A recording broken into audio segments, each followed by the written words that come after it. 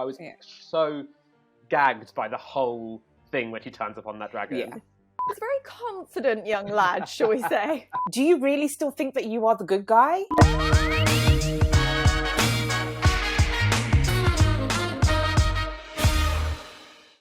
Hi everyone, and welcome back to another episode of We Need to Talk About, a weekly video series from Digital Spy, where this year we're breaking down every single episode of House of the Dragon. This week it is House of the Dragon episode 9 that we're going to talk about. It's a very exciting one. I'm your host Ali once again, and I'm joined by my friends Janet and Emma. Hi. Hi everyone. Before we get started, don't forget to like the video, subscribe to Digital Spy, so you can get these videos as soon as they come out, and ring that little notification bell so you can kind of join in the conversation as soon as we put it out into the world. We've had so much fun talking about House of the Dragon, and seeing you guys' reaction has been a big part of that. So it's been a good time. As always, we've all sort of brought key moments from episode 9 to talk about. So let's dig into it.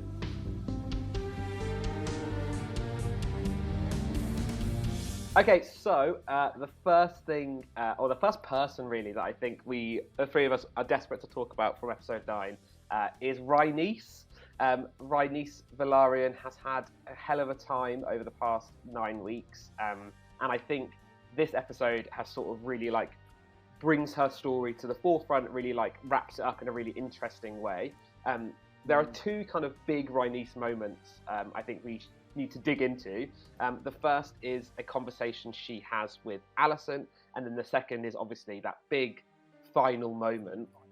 I just, before we get into it, how was everyone feeling about Rhaenys as we went into this episode? Is she a character that you liked or interested in? What were we thinking, Janet? I think I feel her struggle and her burden, just in the sense of she was the queen that never was, and then she's had her family taken away from her slowly, bit by bit. Laenor, and now her husband Corlys. She just seems very isolated, but also so strong within herself. So I've always kind of liked this character. I've always been intrigued by her.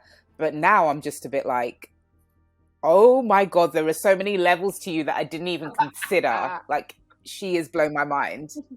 Yeah, I totally agree. I've always thought she was a very interesting character because of what happened when she was younger and kind of being tossed to the side while Viserys took the throne. But she's kind of been overlooked so much throughout this series. There's always people kind of just forgetting that she has an important role to play. And we only kind of saw Rhaenyra kind of suddenly realizing that in the last episode when she was desperate to find allies. Yeah, I think you're totally right. The idea that she's like a key player, but that everyone's sort of chosen to ignore is so interesting. Obviously in this episode, we first see her when we find out Viserys has died, and basically Alison locks her in her room, and she kind of really sticks her in a room, and she's like, I'm going to get back to you, basically, because obviously Rhaenys is a key player, and she has power, and she has a power in this whole kind of family dynamic, and so you can tell that Alison recognizes that straight away. The idea that she was the queen that never was is super interesting. Obviously, there's a scene in that scene with her and Alison.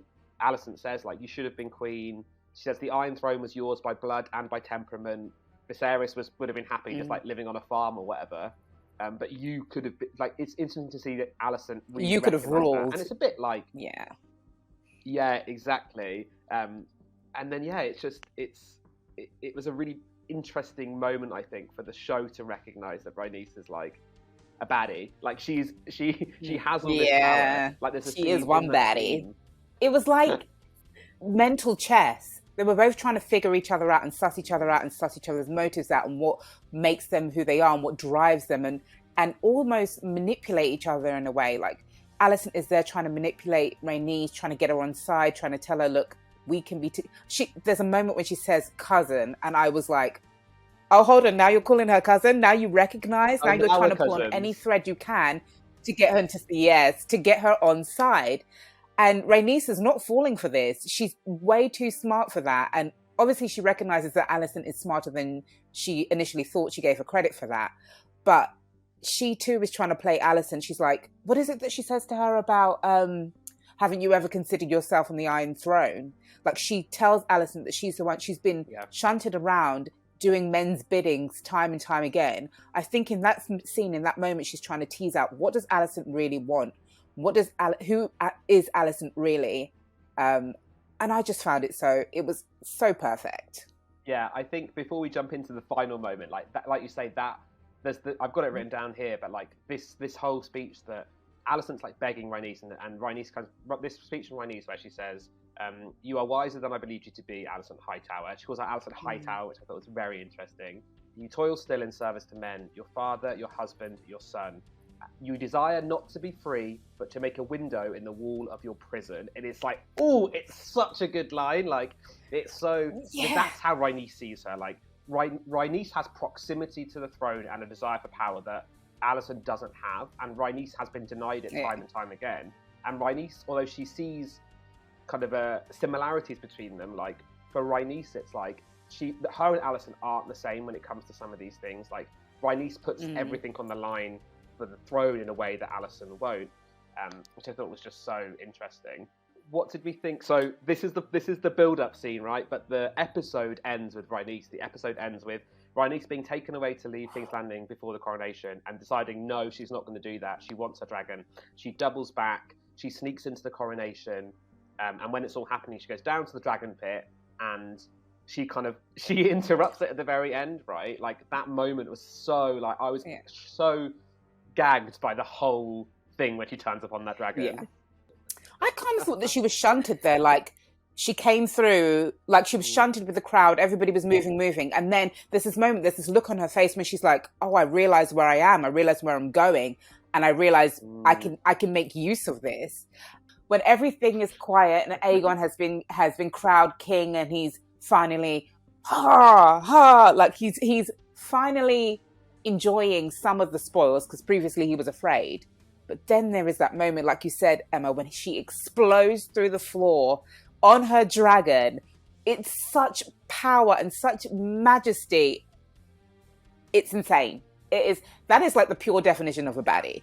I thought that was such a wonderful moment, and it was that look between her and Alison, and it was clear that, you know, going back on their conversation, that Rhaenys had taken a lot from that, and she was kind of just saying, look, I'm not going to do this in this moment here and now. But it was still, despite the decision she had chosen to spare Alison's life and her family's life in that moment, this was still a very big, bold choice, and it was clearly a declaration of war in this moment. I think it was all about power, wasn't it? In that moment, it was showing that I do have the power to kill you. I do have the power to overthrow you right here, right now. And she's choosing not to. And she wants to remind them of that power of herself. And it was incredible.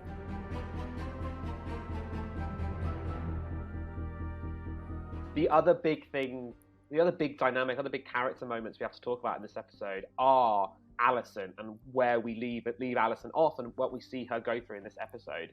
Emma, do you want to talk me through a little bit of your feelings about Alison in this episode, where we see her go, what we see kind of happen to her, and how our understanding of her changes? Yeah, absolutely. I mean, at the beginning of this episode, we see, I think, like, this was one of the moments where we really see how much Viserys did actually mean to her. Like, I think we all saw her, like, as this, you know, she was a child bride, essentially, and we didn't necessarily see much of their relationship aside from, like, ruling and, like, her role and, like, caring for him, essentially.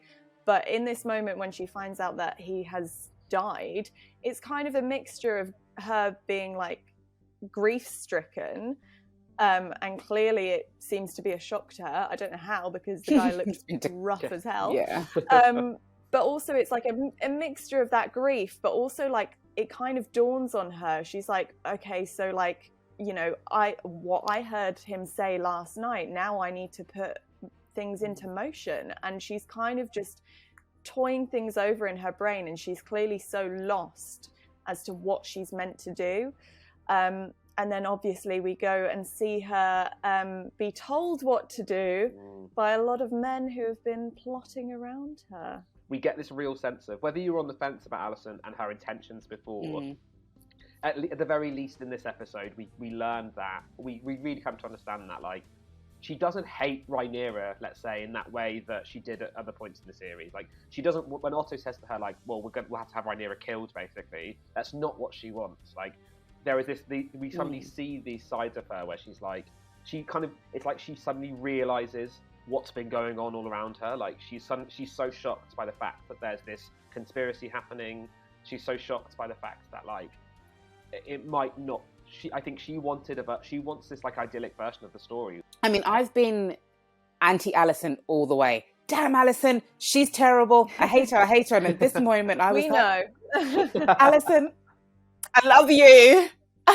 I see you. It was a real moment of I see you. I mean, I will always be Team Targaryen, but in that moment, you really do see who Alison is. And despite all the things that have happened and that have shaped the path that she's gone on, she still is deep down somebody who is essentially good, somebody who essentially wants to do the right thing. So I believe that if Viserys hadn't said what he said at the end, she would have been happy to go along with Rhaenyra being queen. Yeah. She would have. But because she heard this thing about Aegon, now she's like, okay, well, I must act. And I think there's almost remorsing her for losing that kind of sense of reconciliation that she had with Rhaenyra, like knowing that this will happen. She's trying through any means, like you said, to broker peace, to get Aegon to the throne in a way that is the most peaceful.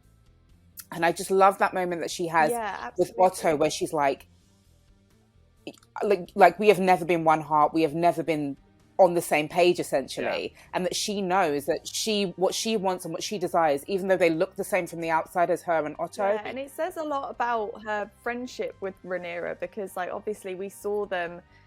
That's the joy of this series, having seen all of the age up throughout. Like, we saw them as kids being best friends. And I think that Alison really remembers that, despite everything they've gone through, all of the very extreme feuds and points where they've been pitted up against each other. She still remembers that side of Rhaenyra and still has that connection with her, and she just couldn't at this point. We'll see what happens going forward, but she just feels like she can't do that to her friend. She can't just kill her and get rid of her. She's also, like, clearly really shocked as well that all of these people have been plotting behind her back. Like, I think she's the queen, and, like, she hasn't been in the loop with all of this stuff. She's so decisive when she does find out. She makes her moves. She knows exactly what to do. And for the longest time, everything seems to be trekking along just as she wants it. And it almost leaves you with a sense of unease, because you know this episode can't go exactly to plan. Everything can't go perfectly, and you know there's something coming. So when that moment when Rhaenys bursts out of the floor, you're like, oh, there it is. There's that moment that we were waiting for, the downfall, the sour note to the episode almost.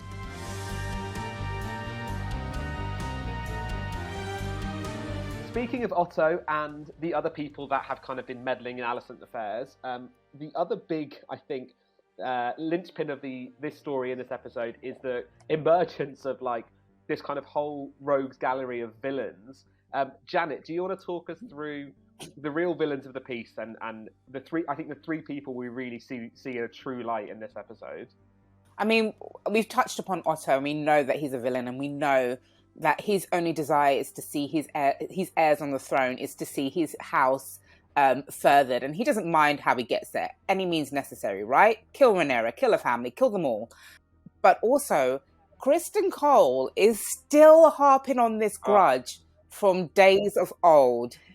And it's so upsetting, because when you first see Criston Cole, you're like, petty child. Right? So upsetting. Like, let it go. But also, I think we discover something about Criston Cole in this episode that I never really considered before.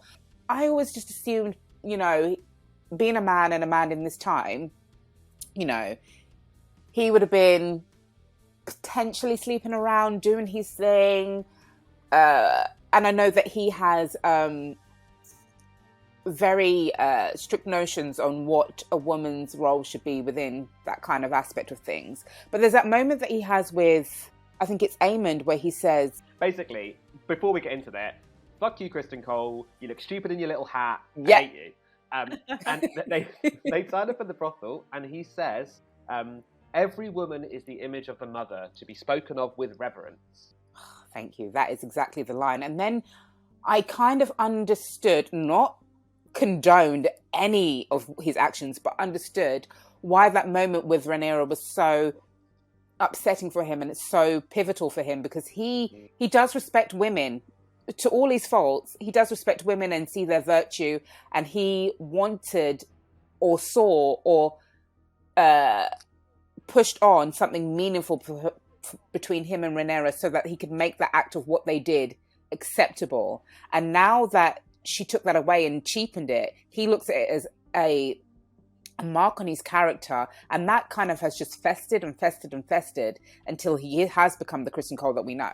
So, I mean, it is the most pathetic reason to still be harping on this grudge, but at least you kind of understand that it wasn't just a case of, hurt feelings. It's also a case of the fact that the act that they've done has forced him into a perception of himself that he doesn't feel comfortable with, that he doesn't feel at ease with. But I love the fact that he's still holding on to this moral code, and yet he's slamming heads into the table until people die. He's willing to cut anyone down at a moment's notice. The previous episode, he was willing to take out a child's eye. Like, do you really still think that you are the good guy? Yeah, I think obviously the episode opens with him killing Lord Beesbury at the small council, and it is like this really shocking moment of violence, and indicates that, and everyone is shocked by it, like people are stunned, and I think it's the power that Criston wields in these scenarios is kind of scary. Like there's something ferocious about him in a way that he's just violent. At this point, he's just extremely violent in a way that other people in the show, like Daemon is violent, but it's cold and calculated, whereas Criston Cole is violent in this very like emotional, unchecked, kind of rageful way. And the other, I think, real villain of this episode, which we really start to understand, is Larys Strong. I mean, Emma, do you want to talk to me about the Larys Strong scene? I mean, do we want to talk to him about throughout this series already? We've got to talk about this, Janet. It's just, I mean, I was sat there and I was like, this is the modern day, essentially, like, she's selling her foot pics to him. Yeah. I was like, what are you doing? Hold on, Alison, stop right now. She put her foot up. I was like, maybe she's getting comfortable. She took her sock off. I was like, maybe she just wants her toes to breathe. No. And then she just continues to flaunt those toes, and then he puts his hand where he does, and I was like, Larys, please. Control yourself. It was grim. But I mean, this is like just one more example of how another man having power over Alison. She thinks she's in control, but there's all of these villainous, horrible men whispering in her ear, making her do things. And Larys making her? Oh, no. Well, yeah. But we've seen Larys develop over the weeks with each episode of, you know, him starting, you know, at the hunt was the first time we saw him just sort of speaking with the women and getting in with all the gossip. And we've obviously seen him grow as this little whisperer and, you know, stirring the pot. And it's kind of come to this point now where he knows so much. He obviously has so much power over Alison that she's desperate to have all of the information. So, of course, she's going to get her feet out, I guess. The thing I would want to flag before we move on about Larys, which I thought a little bit about in the episode, is when he first appeared, I think I was on with Gabriella and we were talking about like, it's interesting to see a disabled character in this show. Like, what does that mean? Obviously, he has his club foot. Like, how will that be used? I am not in a position to speak on like a personal experience level, but I don't love this. This kind of the idea that like Larys is a disabled character with a foot problem and then foot fetish, and it ties into, I think, a wider conversation that other people have leveled at generally the works of George R.R. Martin and how he uses disability and disfigurement in particular to kind of indicate moral failing. Obviously, in this episode, we have Larys, but we also have Aemond is scarred and has lost an eye. Aegon is scarred, and obviously, like, fans of the books will be like, oh, but that's how he's described in the books. But that's the issue, right? Is that, like, in the books, it's a complicated conversation, but I wanted to flag it because I do think, especially with the foot thing, I just felt like it was a bit. It's not great representation, and it's not. Yeah, and I just think it's like, okay, George, like maybe you should think about how you describe characters, because it was the same with other characters in Game of Thrones, right? Like, disfigurement was used as shorthand for kind of like villainy. It's all about balance, isn't it? Like, if you have this one only disabled character and you see him being used in this way, and you've seen that kind of trope in other areas before, it just leaves you with the impression that that's all they're good for. And I understand that Larys, because of his disability, has had to use various different means to survive in this world and to get ahead and to kind of work the system to make it work for him. I get that, and that's almost understandable, but that's not the only thing about him, or it shouldn't at least be the only thing about him. And not like we are able to see that there's a different side to Criston Cole, and we're able to see there's a different side to Alison. It's okay for people to have moral failings, but we need a little bit more nuance to them. Speaking of very much potential villains, let's move on to talk about Alison's weird kids. First up, obviously, the kind of low-key main character of this episode is Aegon. Does someone want to take me away with their thoughts on Aegon in this episode and where we kind of meet him and leave him? Since the moment we've seen him, when he was played by Ty Tennant, he has always expressed that he doesn't want to be king. He doesn't care if Rhaenyra takes over. He doesn't care if he doesn't inherit the Iron Throne. He's just not bothered. He wants all the kind of spoils and the best bits of being royal without having to do any of the work. And it seems like over the years, that has not changed one bit. To the point where he hears that his father's dead, he runs away completely and he hides. And we already know that he's not going to be very good at it. We see that in many different forms. Like, I think it was those two guards, the one that Otto sent out to go and find Aegon when he runs away. They're twins, and one of them is saying he's not fit to be king. He is immoral, and he doesn't have the basically the spine or the bone to do it. The backbone to do it. And then we see with Helena later on, where she doesn't seem pleased that he's going to be king. And there's this moment when he's actually coronated, when he's crowned. That look that she gives him when she has to curtsy is almost like that sense of discomfort within her. She knows he's not going to be good. He knows he's not going to be good. And so it's going to be interesting to see how that plays out, because at the end of that moment, even though he's had such trepidation along the way, when he hears the crowd cheer for him, and when he gets that kind of boast of confidence, then you can tell he's going to enjoy that side of things. He doesn't care about leading. He doesn't care about doing the right thing. He's going to pick it up royally.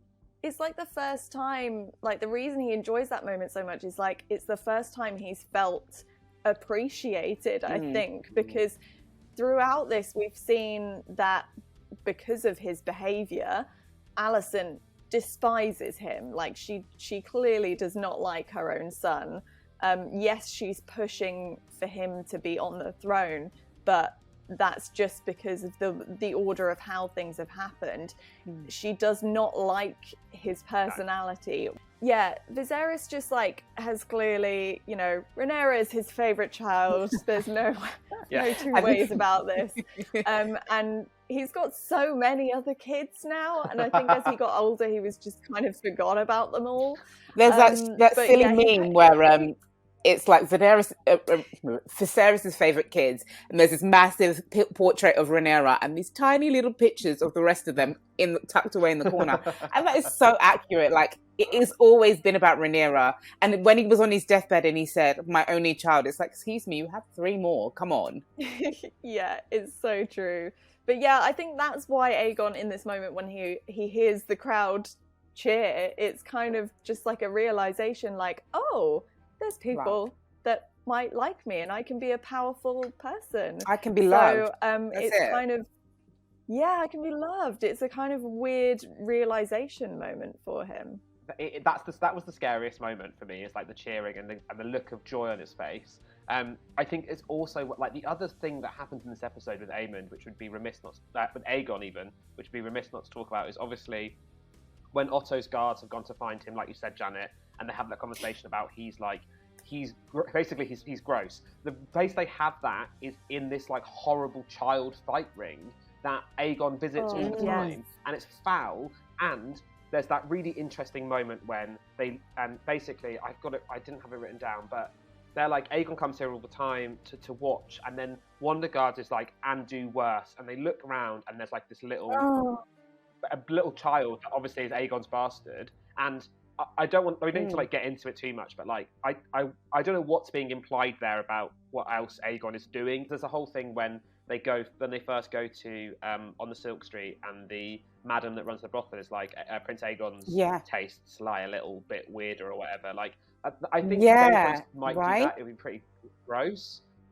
But that shot of that little child in like a cage, basically, it's gross. And Aegon is like, he has the potential, I think, to be like a really horrible villain. When they spoke about the child fight ring, and then he has that weird smile at the end when he's being coronated, I had a little bit of a Joffrey vibe from him, but he's potentially a lot more sinister than we even give him credit for, and a lot more sinister than Joffrey Baratheon, we have to clarify.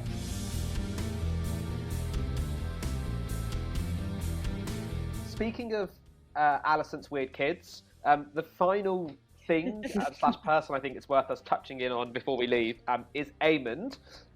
Emma, do you want to talk to me a bit about Eamonn and what we see of him in this episode?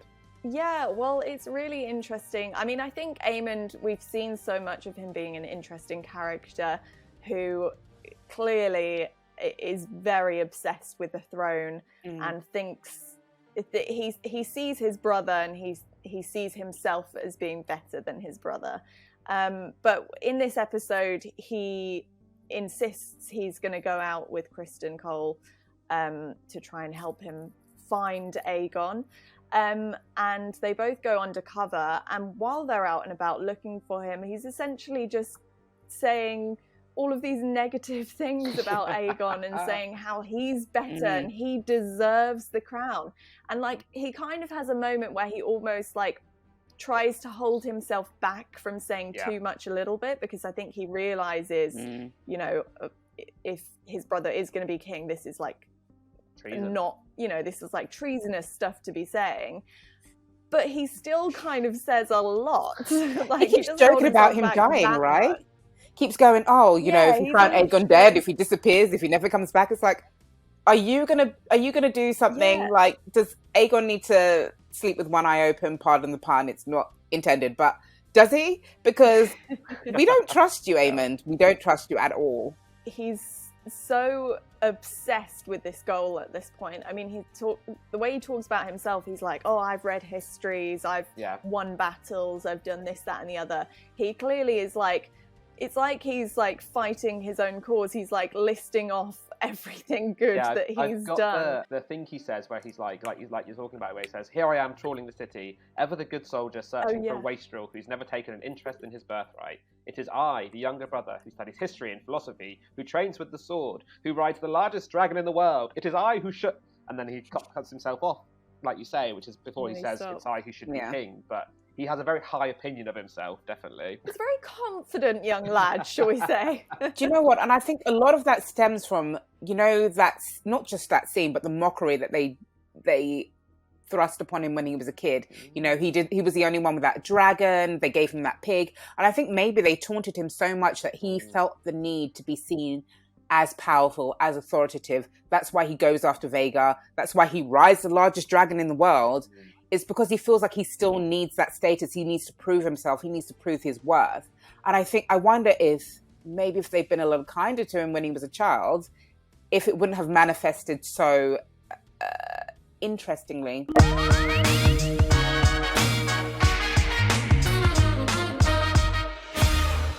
So that's everything that we needed desperately to talk about this week from House of the Dragon episode 9. from my point of view, it's been an absolute like banger 3-episode run. Like 7, 8, 9 have been so good, and it's been really fun, Janet and Emma, to like pop on these calls with you and talk it through. If you've enjoyed these videos, let us know what you think in the comments below. Thanks so much for watching. If we've missed anything that you want to tell us about, or you've got theories, desperate to hear them. And we will see you next week for the finale. We are not entirely sure when the episode will be out of we need to talk about, but keep your eyes peeled. It will be on the Just Spy feed. And yeah, we shall see you soon.